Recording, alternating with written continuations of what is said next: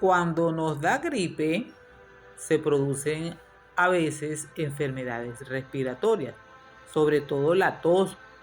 Se expulsa flema o mucosidades espesas.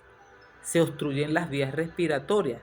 Recuerden que la tos es un mecanismo de defensa del organismo. ¿Qué es lo más aconsejable? Beber abundantes líquidos, realizar lavados nasales con suero fisiológico y recetas o remedios caseros para que en un determinado momento podamos sentirnos un poco mejor. ¿Cómo preparar este jarabe de raya? Bueno, usted compra la raya fresca, la fríe en aceite vegetal, la envasa y en la mañana usted se toma un café clarito y le coloca la cucharada de aceite de raya y se lo toma nada más en la mañana. El jarabe casero se prepara con miel, sábila, rábano, cebolla morada, licuar o procesar, macerar por 7 días al sol y al sereno, tomar una cucharada diaria por 15 días.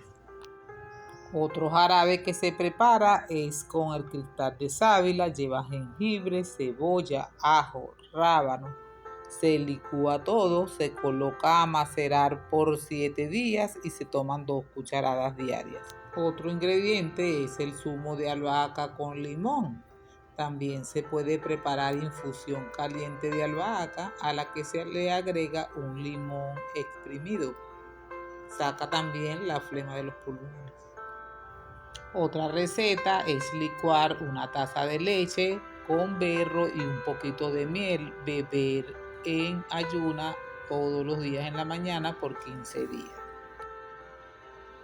Tienes mucha tos, hierve medio litro de agua, una rajita de canela, el jugo de 2 limones, media cabeza de ajo, un cuarto de cebolla morada. Endulza con miel y beber en las mañanas caliente o antes de acostarse. También se puede hacer infusiones de eucalipto con clavito de especie. Tomar en las noches antes de acostarse. Se recomienda también otra planta que es milagrosa, que es el borrajón, borraja, también la conocen como rabo de alacrán. Tomar infusión muy caliente en las noches antes de acostarse para eliminar la tos.